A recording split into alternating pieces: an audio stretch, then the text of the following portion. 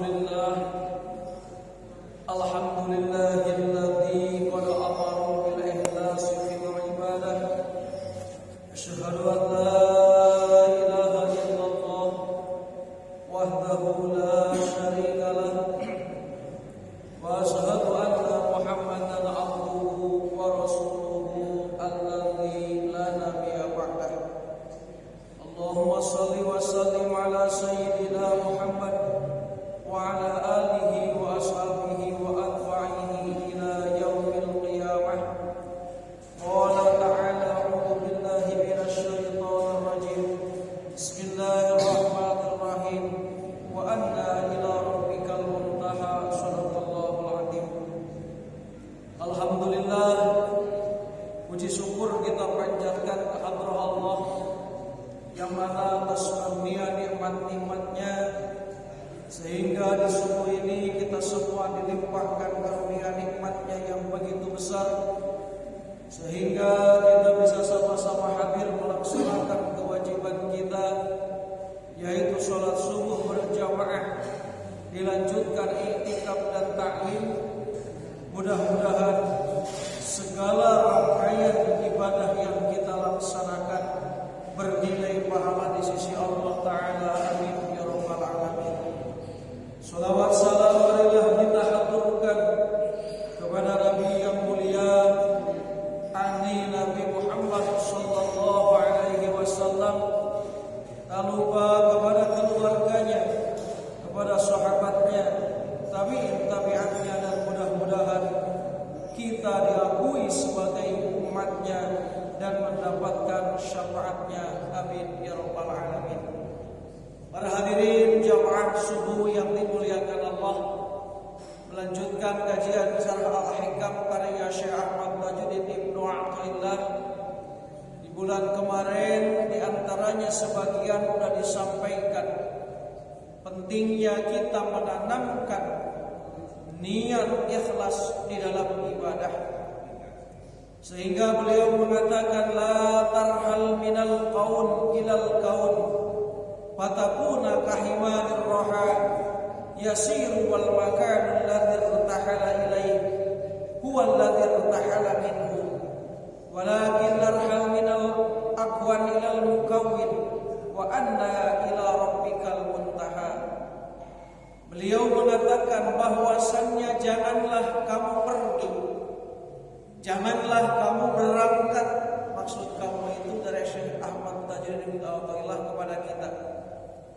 Janganlah kamu berangkat dari makhluk menuju makhluk. Maksudnya janganlah kamu menanamkan niat dari makhluk, tujuan niat ibadahnya untuk makhluk. Kenapa demikian? Karena bahayanya orang yang berangkat dari makhluk menuju makhluk, fatakuna kalhimari roha. Ini di bulan kemarin sebagian disampaikan, maka dia seperti keledai yang menggiling gandum. Dia berjalan di suatu tempat dan dia tidak akan pindah perjalanannya itu. Para hadirin jamaah subuh yang dimuliakan Allah, begini maksudnya. Kalau kita ibadah tujuannya bukan karena Allah, atau tujuannya hanya karena makhluk, maka ibadah ini tidak akan ada ujungnya, melainkan kita ibadah ini hanya sebagai orang yang jalan di tempat. Dia bergerak, capek dengan pergerakannya, tapi dia tidak sampai ujungnya kepada Allah. Sehingga Syekh Ahmad Tajuddin Ibnu Athaillah memberikan contoh di sini, fatakuna kalhimarir roha, maka orang yang ibadah tujuannya bukan karena Allah, dia ini bagaikan sapi yang menggiling gandum atau keledai yang menggiling gandum. Mungkin ibu-ibu yang hidup di zaman dulu itu menggiling tebu apa menggiling gandum itu pakai sapi yang berputar. Nah, sapi yang berputar, dia ditutup matanya, dia bergerak si sapi itu, maju setiap hari, tapi dia ini tidak melangkah ke tempat yang jauh, melainkan berputar di sini. Inilah gambaran orang yang ibadahnya bukan karena Allah. Contoh, kita bekerja misalnya, niat kita bekerja untuk mencari duit, bukan niat mencari ridho Allah. Kalau orang bekerja niatnya ingin mencari duit, maka dia ini akan berjalan di tempat, dia tidak akan maju, tidak akan punya nilai ibadah di sisi Allah. Misalnya, kenapa kamu bekerja? Jawabannya supaya dapat duit. Kenapa kamu ingin punya duit?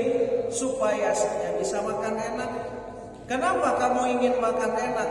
Supaya badan saya sehat dan kuat.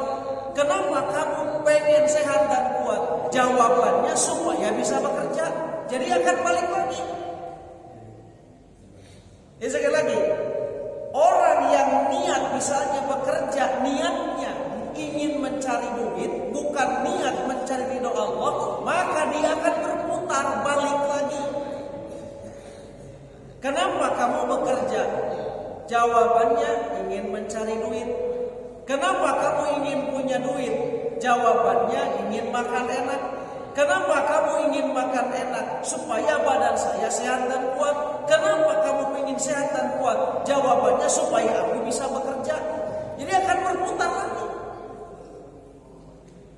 Begitu juga orang yang beribadah, yang niatnya bukan karena Allah, maka suatu hari itu akan balik lagi ke setelan awalnya. Contoh, awalnya kita malas beribadah. Tiba-tiba kita ini tertarik ingin ibadah, tapi tujuannya hanya karena manusia. Orang yang beribadah yang tujuannya karena manusia, maka suatu hari dia akan balik lagi ke setelan awal, bahwasannya dia akan malas lagi beribadah. Misal, mohon maaf, ini ada orang pemalas ibadah. Pemalas orang ini. Malas untuk sholat, malas untuk berjamaah. Tiba-tiba misalnya, pas dia ini ada sesuatu tujuan, misalnya di masjid ini ada acara, woi aku ini kalau tidak hadir nanti malu sama orang. Nah ini orang hadirnya ke masjid bukan niat karena Allah, melainkan malu sama tetangga. Orang yang berangkat sholat tujuannya karena malu dengan tetangga, maka suatu hari dia akan balik lagi ke setelan awal, akan malas lagi. Ini yang sering terjadi kepada orang-orang yang beriman, padahal dia ini udah mulai bergerak menuju hijrah ke tempat yang baik. Tapi karena tadi hijrahnya tujuannya bukan karena Allah, melainkan karena sesuatu, maka suatu saat orang ini akan balik lagi ke setelan awal, akan malas lagi. Contohlah, mohon maaf, kita bukan tujuan menyindir, bukan tujuan menghinakan siapa. Contoh, orang ini sebenarnya pemalas, dia di berjamaah ke masjid itu. Tiba-tiba pas dia misalnya mencalonkan diri misalnya sebagai ketua RW misalnya. Karena dia mencalonkan diri seorang calon ketua RW, dia rajin berjamaah. Tapi niat berjamaahnya dia bukan karena Allah, tapi dia ini niat berjamaahnya karena dia mencalon. Nah, orang yang berjamaahnya bukan karena Allah, karena berjamaahnya niat mencalonkan diri tadi, pas tiba-tiba misalnya dia kalah atau menang, biasanya orang yang niatnya bukan karena Allah, baik kalah maupun menang, besoknya akan berhenti lagi berjamaah, balik lagi ke setelan awal.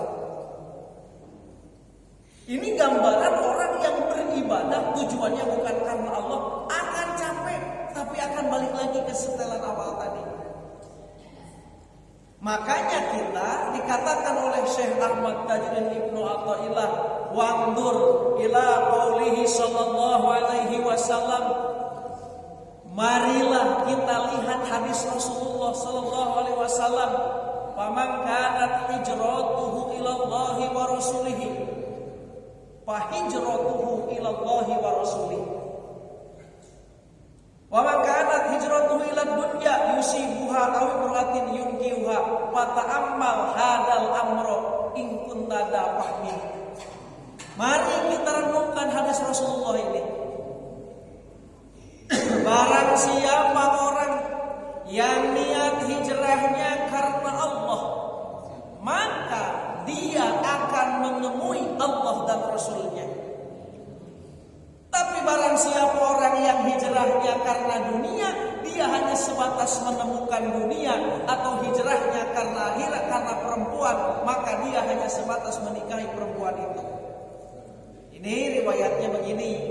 Dulu ketika Rasulullah sallallahu alaihi wasallam diperintahkan hijrah dari Mekah ke Madinah, bahwasannya sahabat ini terbagi 3 golongan. Ada beliau ini yang hijrah, niat hijrahnya itu karena Allah dan Rasulnya. Ada juga orang yang berhijrah ketika itu niatnya karena melihat putaran ekonomi di Madinah, sehingga niatnya itu untuk berniaga sekalian berhijrah. Ada juga orang muhajirin ini yang hijrah ke Madinah itu karena dia sudah ada calon istrinya di Madinah, kebetulan ada peristiwa hijrah, maka beliau berangkat ke Madinah dan menikahi perempuan itu. Nah, ini digambarkan begini maksudnya. Orang yang hijrah, orang yang beribadah, yang tujuannya bukan karena Allah, sekali lagi, maka kita ini akan balik ke setelan awal. Kalau dulu kita pemalas, kemudian kita menjadi bangkit, tapi bangkitnya bukan karena Allah, pasti suatu saat kita akan balik lagi ke jadi pemalas lagi.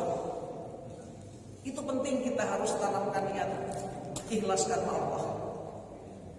Para hadirin jamaah subuh yang dimuliakan Allah Subhanahu wa taala, la tarhal min kaun ilal kaun, bahwasannya janganlah berpindah dari makhluk kepada makhluk. Kaman zahana fid dunya wal qata'a ila Allah yatlubu bidzalika rawhata badanihi wa iqbalad dunya alaihi. Seperti orang yang zuhud dalam urusan dunia dan memutuskan atau melintangkan dirinya untuk Allah, tapi tujuannya yatlubu rawhata badanihi, tujuannya ini dia mencari ketenangan badannya. Apa yang dimaksud? Begini maksudnya, ada orang yang beribadah kepada Allah, tapi dengan tujuan ibadahnya ini niatnya mencari ketenangan badan, bukan karena Allah. Atau ada orang ini ibadah ini ikhlas, tapi dalam hatinya masih punya tujuan, kalau saya sudah ibadah istiqomah, kalau saya ibadah sudah rutin, pasti nanti dunia menghadap kepada saya. Tujuannya seperti ini. Nah, orang yang ibadah seperti ini diibaratkan orang yang menggiling, ibaratkan tadi keledai yang menggiling gandum yang berputar-putar di situ tidak berjalan. Sedangkan Allah Ta'ala memerintahkan kepada kita dalam surah An-Najm, wa anna ila rabbikal muntaha, bahwasannya puncak kita, tujuan kita ini adalah Allah Subhanahu wa Ta'ala. Para hadirin yang dimuliakan Allah Subhanahu wa Ta'ala, walakin ni'mal bi ta'atillah adaan li haqqillahi ta'ala wa talaban liridhahu. Tetapi kita beramal, kita beribadah itu menunaikan hak Allah Subhanahu wa taala dan menuntut keridhoannya. Ibu bapak yang dimuliakan Allah, ini pentingnya bahwasannya kita ketika sholat misalnya yang kita niatkan mencari ridho Allah. Kenapa? Karena nanti di depan ada penjelasan hikmah begini. Kalau kita sholat, niat kita sholat kita ini misalnya ingin mendapatkan surga. Coba tanya, sudah pantas enggak sholat kita untuk membeli surga? Belum pantas. Kenapa belum pantas? Karena begitu banyak syarat-syarat sholat ingin diterima oleh Allah, baik syarat zahir maupun syarat batin. Syarat sholat misalnya yang zahir semua udah paham dalam buku fikih. Rukun sholat 17, syarat sholat ada 8, dalam bajuri ada 5, udah paham semua itu. Kemudian syarat sholat menurut batin. 1. Syarat sholat menurut batin ayyakuna makulahu wa malbasahu halal. Kalau sholat kita ingin diterima, bahwasannya apa yang kita makan, apa yang kita minum harus halal. Coba kalau seandainya hari ini ada yang barang haram yang kemakan oleh kita, sementara kita tidak tahu. Kalau kita tidak tahu memang dimaafkan oleh Allah. Tapi kalau seandainya kita tahu itu barang haram dimakan oleh kita, mohon maaf, orang yang di perutnya ada air 1 tetes, ada makanan 1 butir yang terbuat dari barang haram, maka sholatnya tidak akan diterima oleh Allah. Jadi kalau kita, mohon maaf, ingin membeli surga dengan sholat kita ini belum pantas. Yang kedua, di antara syarat batinnya, barang siapa orang yang di antara dirinya dengan tetangganya bermusuhan. Orang yang bermusuhan lebih dari 3 hari sesama muslim, maka orang yang bermusuhan ini sholatnya tidak akan diterima oleh Allah. Ya. Berarti syarat batin begitu banyak sholat kita ingin diterima. Makanya kita tidak pantas niat kita sholat ini untuk membeli surga. Kenapa? Karena sholat kita ini tadi masih banyak yang dilanggar, baik dohirnya maupun batinnya. Makanya ketika kita sholat, tanamkan, ya Allah, aku sholat ini hanya tujuan ingin mencari ampunan dan ridho-Mu. Nah, karena kalau kita dapat ampunan Allah, kalau kita dapat ridho Allah, maka surga yang begitu mahal akan dibukakan bagi kita. Para hadirin jamaah subuh yang dimuliakan Allah, makanya dulu para kiai menjelaskan begini. Ibarat kita misalnya sholat ke masjid, pas di jalan misalnya kita ini mohon maaf minjak kotoran ayam, kebetulan lagi hujan, apa dia itu netes airnya itu ke kain kita, otomatis kain kita jadi najis, sementara kita tidak tahu. Berangkat kita sholat ke masjid pakai kain yang ada najisnya, menurut hukum fikih kalau kita tidak tahu itu diampuni. Kalau seandainya sholat kita diterima itu bukan sholat kitanya lagi, tapi sholat kita diterima itu karena ampunan Allah. Contoh tadi ada barang haram yang kemakan, kita tidak tahu itu barang ada haram, tapi kemakan oleh kita. Sementara Allah Ta'ala menjelaskan dalam hadis Rasulullah, barang siapa orang yang ada barang haram kemakan dalam dirinya, baik air 1 tetes, makanan 1 butir, maka sholatnya tidak akan diterima. Kita tidak tahu itu halal itu haram, dimakan oleh kita. Kalau kita tidak tahu, Allah akan ampuni. Secara hukum fikih begitu, Allah akan ampuni kalau kita tidak tahu. Nah, berarti sholat kita ini diterimanya oleh Allah bukan dengan sholatnya kita lagi, tapi sholat kita diterima dengan ampunannya. Makanya ketika kita sholat, tanamkan dalam hati niat mencari ampunan dan ridho Allah. Rugi kalau kita ibadah niatnya bukan karena Allah. Kenapa rugi? Akan capek saja dan kita tidak akan dapat apa-apa. jamaah subuh yang dimuliakan Allah. Jadi sekali lagi, tanamkan niat dalam ibadah itu lillah, sebagaimana yang kita ucapkan dalam salat, inna sholati wa nusuki wa mahyaya wa mamati lillahi rabbil alamin.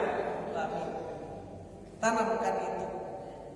Para hadirin jamaah subuh yang dimuliakan Allah Subhanahu wa taala.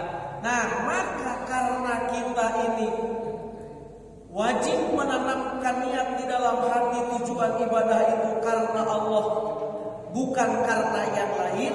Syekh Ahmad Tajuddin Ibnu Athaillah mengajarkan kepada kita, la tashab man la yulhiduka haluhu wa maqaluhu ilallah. Artinya, kalau kita ingin beribadah kepada Allah dengan ikhlas, maka janganlah engkau bersahabat dengan orang yang tidak membangkitkan engkau oleh keadaan orang itu dan tidak menunjukkan kepada engkau atas Allah oleh perkataannya. Ibu bapak yang dimuliakan Allah, semua kita pahamlah dalam filosofi pendidikan 80% itu pelajaran didapat itu dengan pergaulan. Ibu, 80% pengaruh pendidikan terhadap diri kita itu pergaulan atau persahabatan. Mohon maaf, ibu kalau seandainya rajin berjamaah ke masjid, tapi kalau ibu bertetangga dengan orang atau pindah dari sini misalnya bertetangga dengan seluruh tetangga itu jarang ke masjid, ibu pasti ke bawah. Tapi karena ibu di sini bertetangga dengan orang-orang yang rajin, bersahabat dengan orang-orang yang rajin ke masjid, maka ibu pun juga jadi rajin ke bawah ke masjid. Ini pentingnya di dalam ibadah itu punya persahabatan. Bahkan kenapa Imam Ghazali mengatakan kenapa kita ini ibadah perlu persahabatan? Sebab ibadah ini kita akan melewati rintangan-rintangan yang sangat luar biasa. Mohon maaf ini masjid begitu megah. Al-Huda inilah luar biasa lah megah. Keadaan di Bengkulu seperti ini. Mohon maaf, ini kalau Anda misalnya cuma satu orang yang ingin punya masjid seperti ini, yang lainnya tidak ingin mengadakan masjid, pasti masjid tidak akan terbangun. Tapi karena ada persahabatan di antara bapak-bapak, persatuan di antara bapak-bapak untuk menegakkan masjid yang begitu bagus ini, terbangunlah masjid yang begitu megah ini. Ini pentingnya persahabatan dalam ibadah. Jadi ternyata di dalam ibadah itu sebagaimana Allah Ta'ala berfirman bahwasanya kita ini wala tafarraqu, janganlah bercerai-berai, artinya kita ini perlu persahabatan dalam ibadah. Begitu juga dalam sholat, dalam berjamaah, dalam berzikir, kita ini perlu sahabat. Siapa contohnya? Kurang apa istimewanya Rasulullah? Rasulullah itu manusia yang sangat istimewa, dia Rasulullah, kekasih Allah. Tetapi ketika beliau ingin melaksanakan ibadah, ingin memperjuangkan ibadah, memerlukan sahabat. Bahkan ada sahabat yang khusus seperti sahabat Abu Bakar sampai Thalha bin Ubaidillah yang 10 al-mubashirina bil jannah. Ada sahabat-sahabat yang lainnya, sahabat Muhajirin, sahabat Ansor, banyak sahabat Rasulullah. Padahal Rasulullah orang istimewa. Artinya apa? Ketika kita ingin beribadah, perlu membutuhkan sahabat, membutuhkan kawan kita. Nah, siapa yang harus kita kawani? Siapa orang yang harus kita sahabati? Orang yang harus kita sahabati itu adalah man yunhiduka haluhu wa maqaluhu ilallah. Orang yang membangkitkan diri kita, baik perkataannya maupun tingkah lakunya, membangkitkan diri kita kepada Allah. Sehingga dijelaskan, idza kunta ghafilan falamma ra'aitahu wa jalastahu dzakartallah. Sahabat yang harus kita cari itu ketika kita sedang lupa dengan Allah, ketika kita duduk dengan Dia, ketika kita ngobrol dengan Dia, dzakartallah, kita langsung ingat kepada Allah. Inilah sahabat yang harus kita cari.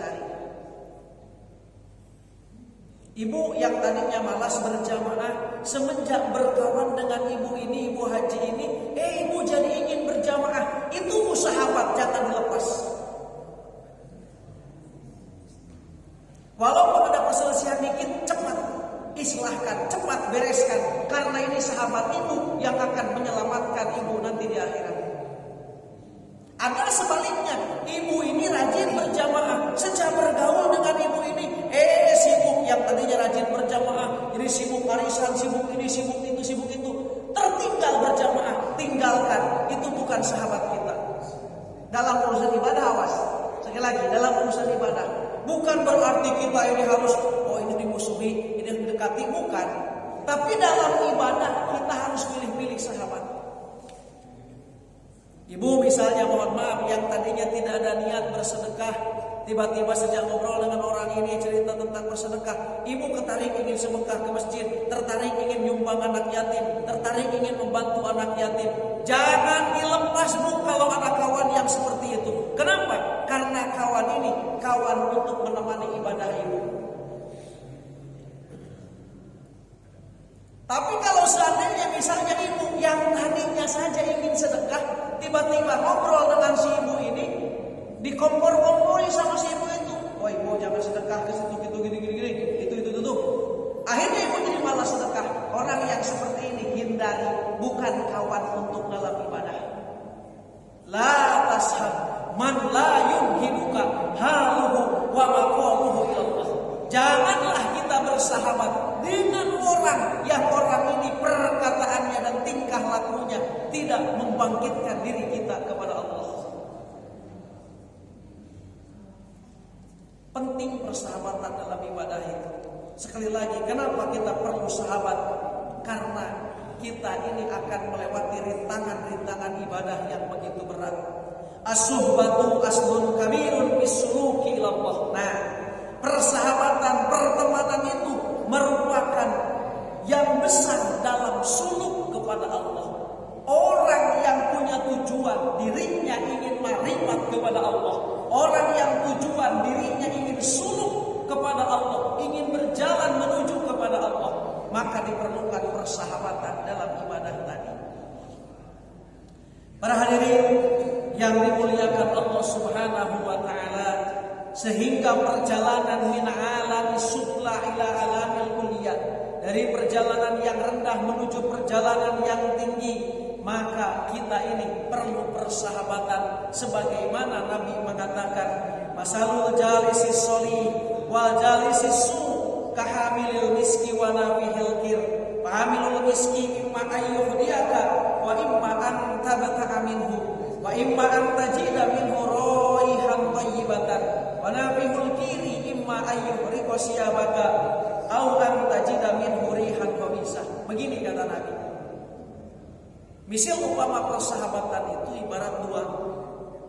Satu, ibu bersahabat dengan tukang parfum, tukang misik. Yang kedua, ibu bersahabat atau bapak bersahabat dengan orang tukang pandai besi. Kalau ibu bersahabat dengan tukang parfum misik, minimal ibu kena wanginya. Ibu bersahabat dengan orang yang baik, minimal ibu kena kebaikannya. Contoh nih, ini contoh persahabatan yang dimaksud Nabi. Pernah begini, ada seseorang Kiai Junaidi, dia ini selalu memberikan ceramah ke lapas-lapas. Pas dia ini ceramah ke lapas, si orang ini sudah bebas di lapas itu, balik ketemu lagi menemui Kiai Junaidi. Pak Kiai, kami ini dulu mantan preman begini. Tapi kalau kami balik lagi ke kampung, katanya itu kami akan balik lagi seperti itu. Singkat ceritanya, seseorang ini ngomong, pokoknya aku mau ngikuti Kiai supaya aku berubah hidup menjadi orang yang benar. Baik kalau gitu, kata Kiai Junaidi. Berangkatlah dengan Kiai Junaidi, ajaklah. Akhirnya itu jadi sopir Kiai Junaidi.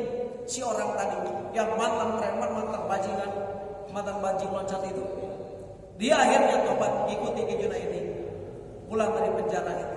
Singkat ceritanya begini, ketika ada undangan pengajian di Banjarrajo di Jawa Tengah, si orang ini benar badannya penuh dengan tato, dia preman lah. Akhirnya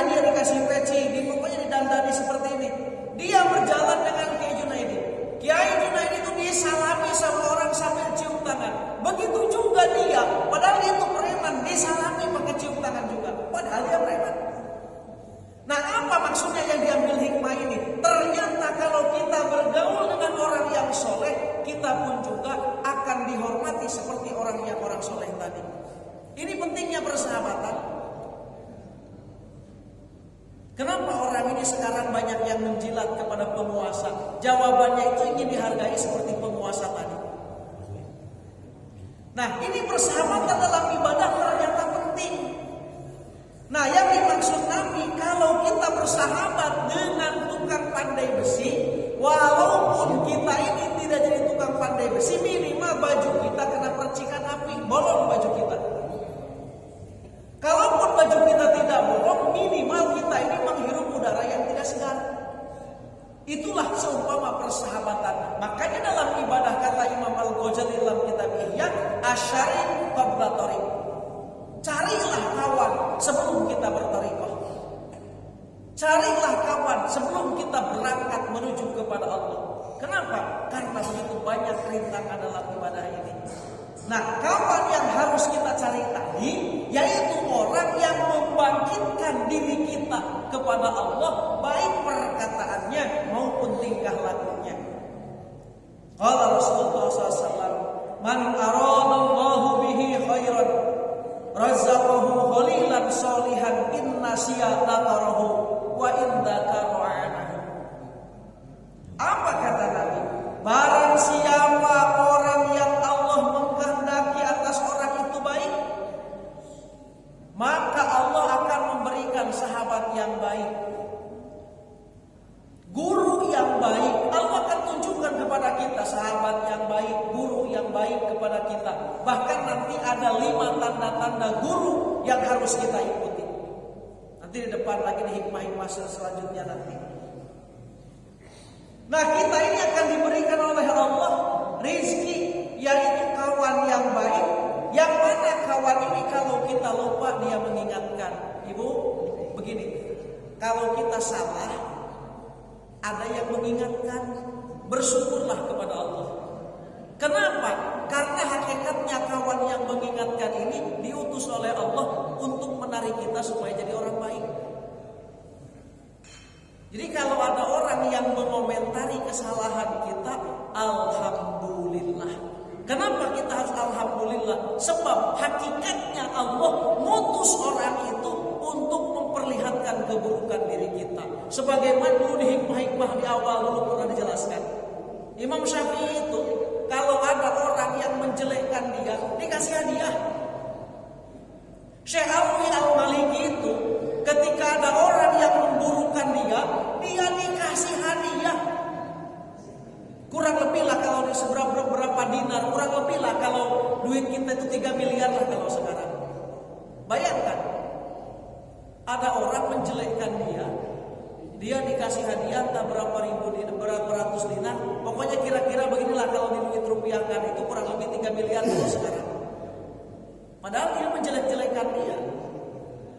Kenapa beliau itu masih hadiah? Karena bersyukur kepada Allah. Alhamdulillah ya Allah, aku selama ini tidak tahu kekurangan diriku, sementara Engkau mutus orang ini supaya aku tahu dengan kekurangan diriku. Jadi kalau ada orang yang mengomentari kita buruk, kalau orang ada yang tahu kejelekan kita kemudian menyampaikan kepada kita, itu hakikatnya Allah lagi menarik diri kita.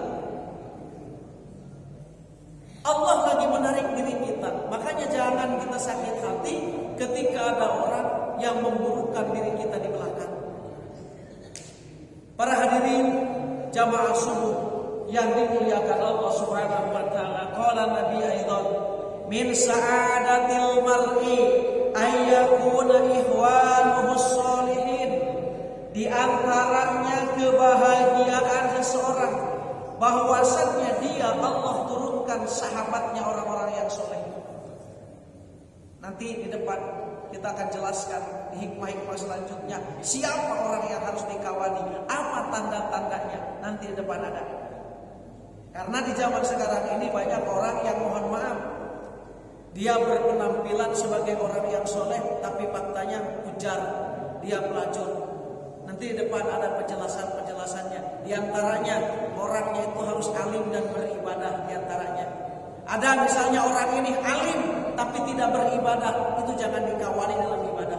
Atau sebaliknya ada orang yang beribadah tapi tanpa ilmu, itu pun juga jangan dikawani dalam beribadah. Nanti di depan ada penjelasan hikmah itu. Para hadirin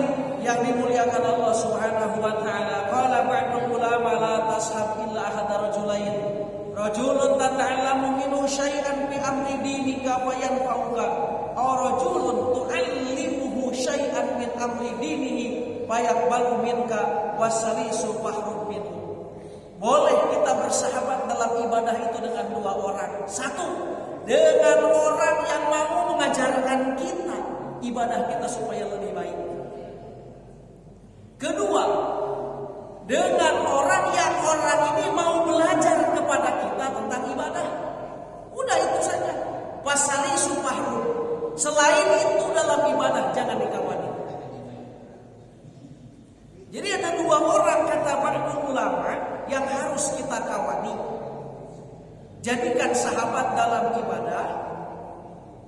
Yang pertama itu adalah rajulun tata'allamu minhu syai'an fi amri dinika. Seseorang yang mau mengajarkan tentang agama kita, tentang ibadah kita. Jadi sekali lagi ini bahaya nih, salah satu penyakit. Kadang-kadang kita ini kalau dinasihati urusan agama kita marah. Di antaranya ada yang seperti itu. Merasa diri sudah benar, ketika ada orang yang memberikan nasihat dia marah. Padahal orang yang menasihati atas segala kesalahan kita itu hakikatnya Allah memberikan kebaikan kepada kita. Kadang-kadang ada, apa kamu nasihati aku? Kamu tuh baru anak lahir kemarin, misalnya kadang-kadang ada yang seperti itu. A'udzubillahi min dzalik. Jangan sampai. Kenapa? Karena hakikatnya orang kasih nasihat kepada kita itu Allah mau memberikan kebaikan kepada kita. Yang kedua, yang harus kita kawani itu orang yang mau belajar ibadah. Kalau seandainya kita ada ilmu, tahu bab wudu, tahu bisa baca Al-Quran, ada orang mau belajar kepada kita Al-Quran, baca Al-Quran, ajari sama kita. Itulah yang harus kita temani. Wasalisu fahrun. Selain itu dalam agama sekali lagi, bukan dalam berbisnis. Dalam agama maka, dalam ibadah maka jauhi. Jadi ada kawan dalam ibadah, ada partner dalam usaha, ada kawan dalam tetangga. Dalam tetangga tidak boleh kita pilih-pilih. Dalam partner bisnis kita juga tidak pilih-pilih. Siapa aja dengan siapa saja kita boleh bergaul. Tapi dalam beribadah, ketahuilah hanya dua orang yang harus kita kawani. Siapa dalam ibadah yang harus kita kawani? Satu, orang yang mau mengajarkan kita, yang menegur kita jikalau kita salah. Dua, yaitu orang yang mau belajar kepada kita. Kalau misalnya ibu udah bisa baca Al-Quran, ada orang datang kepada ibu mau belajar Al-Quran, ajari, karena itu kawan dalam ibadah. Para hadirin jamaah subuh yang dimuliakan Allah Subhanahu wa taala. Nah, yang disebut yunhiduka haluhu, siapa orang yang membangkitkan dengan tingkah lakunya? Alladzi yunhiduka haluhu idza ra'aitahu dzakarallah. Yaitu orang yang ketika kita melihatnya langsung mengingat Allah. Ada Pak? Mungkin dalam guru kemursyidan, kita jangankan melihat, mengingat guru saja langsung mengingat Allah. Wa idza kunta fi halati rabbatid dunya falamma ra'aitahu wa jalastahu raqibat bil akhirah. Ketika kita ini sedang cinta dengan dunia, sedang gelap kecintaan kita kepada dunia. Falamma ra'aitahu, ketika kita melihat orang itu, wa jalastahu, kita duduk dengan orang itu, raqibat al akhirah, kemudian kita cinta akhirat. Inilah yang harus kita jadikan sahabat. Jadi orang yang ketika kita sedang cinta kepada dunia, sedang buta cinta kepada dunia, pas bergaul dengan orang ini, kemudian kita tertarik kepada akhirat, itulah sahabat dalam ibadah. Ada itu di lingkungan kita yang seperti itu. Ibu mungkin bergaul dengan ibu yang ini, dengan ibu yang ini, tarikannya itu kepada hal-hal yang seperti ini, glamor dan yang lain-lainnya. Ada juga ibu bergaul dengan ibu yang ini, ibu ini ketarik, yang tadinya tidak suka akhirat, ibu dikit-dikit suka akhirat. Nah, sahabat yang menarik hati ibu untuk mengingat akhirat jangan dilepas. Berkawanlah dengan itu, berbaiklah dengan itu. Kenapa? Karena ini adalah orang yang akan menyelamatkan kita. Para hadirin jamaah subuh yang dimuliakan Allah, silakan. Jadi tasawuf ini bisa dipraktekkan. Ibu saja bisa merasakan. Misalnya ibu bergaul dengan ibu A, bergaul dengan orang ada yang ingin glamor, berpoya-poya, rihlah, shopping, maunya begitu. Ada juga ibu bergaul dengan ibu yang ini. Ibu yang tadinya gak suka akhirat, jadi depan ke masjid, ingin rasanya berjamaah, ingin terus dengan orang itu berjamaah. Nah, orang yang seperti ini jangan dilepas. Itu maksud dalam hikmah ini. Bisa dirasakan dalam-dalam, bisa dilatih dengan teori dari tasawuf itu. Nah, para hadirin yang dimuliakan Allah Subhanahu wa taala. Faida ta'adzarat bi suhbati man hadhihi haluhu linudratihi fi hadhihi zaman fashab man fawqaka fid-dini wal ilmi wal ma'rifati. Tapi kalau seandainya tidak ada orang yang membangkitkan kita, menggugahkan kita untuk ibadah kepada Allah karena langkah di akhir zaman ini, maka sahabatilah orang yang di atas kita, baik agamanya, baik ilmu agamanya, baik ma'rifatnya. Jadi yang harus kita sahabati agamanya yang lebih tinggi daripada kita, ilmu agamanya yang lebih tinggi daripada kita, dan ma'rifatnya, mengenal Allahnya lebih tinggi daripada kita, tauhidnya kuat lebih daripada kita. Inilah yang harus kita jadikan sahabat. Kenapa sekali lagi Al-Imam Ghazali mengatakan asyari qabla tariq. Kawan harus kita cari sebelum kita berjalan. Kalau bahasa tasawufnya begini, kawan harus kita kawani, harus kita cari sebelum kita berthariqah. Kenapa? Karena berthariqah itu melewati perjalanan yang begitu panjang, rintangan yang begitu berat. Ibadah itu banyak rintangannya, maka diperlukan persahabatan. Para hadirin jamaah subuh yang dimuliakan Allah, kesimpulannya di hikmah pagi ini, lanjutkan bulan yang kemarin, bahwasannya kita ini janganlah menanamkan niat kepada selain Allah. Capek kita mengaji kalau niatnya bukan karena Allah, capek kita ini. Sholat kalau bukan niatnya karena Allah, capek kita ini. Zakat kalau bukan niatnya karena Allah, capek kita ini. Dan kita akan balik lagi ke setelan awal. Tadi dikasih contoh udah. Yang kedua, karena ibadah ini tadi capek, maka kita ini memerlukan persahabatan. Karena supaya mudah kita melewati rintangan-rintangan dalam ibadah tadi. Siapa yang harus kita sahabati? Orang yang membangkitkan, yang menggugahkan diri kita menuju kepada Allah Subhanahu wa taala. Para hadirin jamaah subuh yang dimuliakan Allah Subhanahu wa taala, inilah pengajian hikmah hikam pagi ini. Mudah-mudahan bermanfaat. Kepada Allah kami mohon ampun. Billahi taufiq wal hidayah wal hidayah. Assalamualaikum warahmatullahi wabarakatuh. Tanyakan kalau tadi persahabatan, kalau anda